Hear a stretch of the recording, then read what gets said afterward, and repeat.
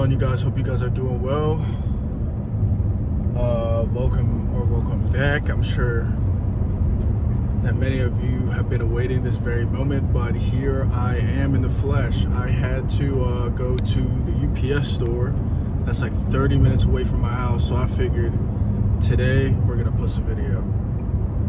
With that being said, we're gonna hop right into it, and today's topic is why you need to be fit, why you need to be healthy. And I want to express the importance of this because so many people kind of just don't care about their health in any way, shape, or form, and it's detrimental for many of reasons. And the reasons that we're going to get into today, the first one being is, I want to say, because you're a leader, because you are watching these videos. Anybody who watches my videos, I attract leaders, so here you are. And leaders are represented by strength, right? The average man is weak. The average man actually looks like this, and it's a shame. But you're not like all men. You're not average, and you don't want to be average. So you have to cultivate the best body that you possibly can. You have to get fit, because this translates into a bunch of different areas of your life. And this is why we have number 2, which is it translates into every other part of your life, right? The work ethic that you have from working out, from building something to building a better body. You will build your mind. You will be able to build, it's easier to build a business because you know what hard work looks like. You know what doing something when you don't want to do it looks like. You know what painful action looks like, and you know what it takes, and you know that it doesn't last forever, so you do it, and you can do it, and it does translate into many other areas into your life.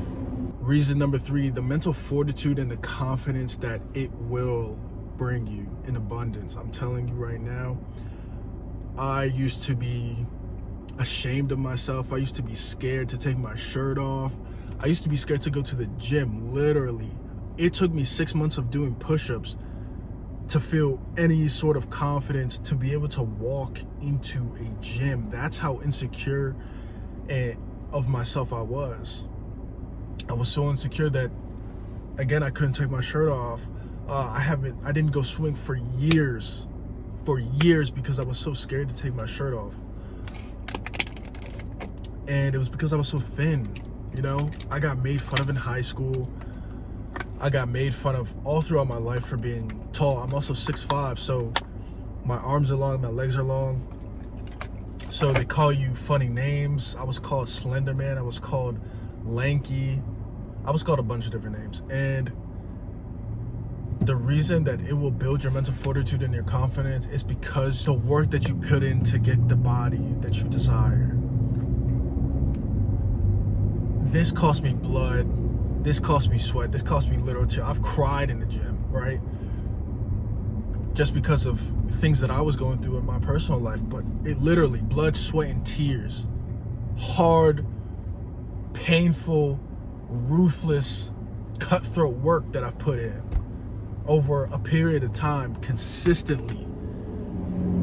Now I have the body, which does bring confidence in itself, but the work that I put in, nobody can take that from me. I could stop working for a year and, you know, my body might revert back to its weaker self, but the work that I put in cannot be taken away. And not only can I translate it, I can replicate it. So even if you went on a dry spell of, you know, not working out for however long, that work ethic is still in your central nervous system. You're still able to pull it out of your bag. It's a skill set now. And the strength that it takes mentally, even to get in the gym. You know, some people are literally afraid of other people and what they think that they're gonna think, even though it's not their thoughts, it's your thoughts of what you think they're gonna think. Not the point. My point is, like, it will literally build up your mentality to another level whenever you get fit, whenever you put in the hours, put in the work, put in the sweat, blood, and tears to get the result that you desire, and work relentlessly at it until you attain that dream physique. It's worth it. Number 4, it's generational. Your child, and this isn't like, this is science, a child represents the father or the mother. It doesn't matter in whichever case. But as a man, as the protector, as a provider, as the leader, or what's meant to be the leader of the household, you can't be weak. Again, the average man looks like this. You don't want to look like that, buddy. You want to be strong, not just for yourself, but for the people around you. If somebody, pulls a knife out on you or tries to fight you in front of your kid, what are you going to do? Just run away? No. It builds the mental fortitude to say, okay, no, I can stand here. I can protect them because I am a rock. I am the rock of this family. But it's generational.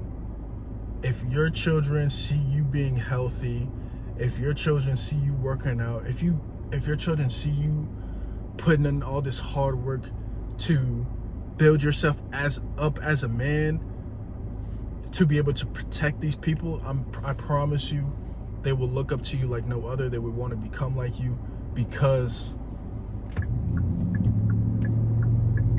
they will realize and they will see that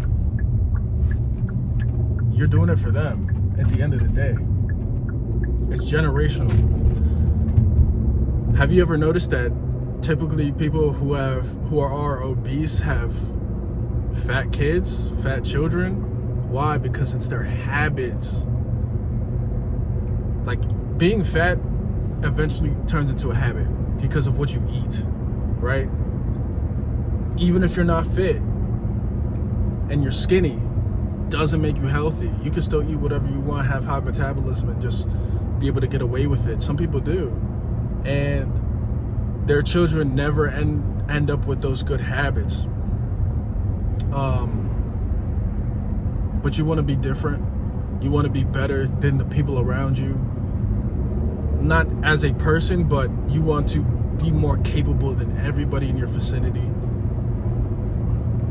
And this is what it costs.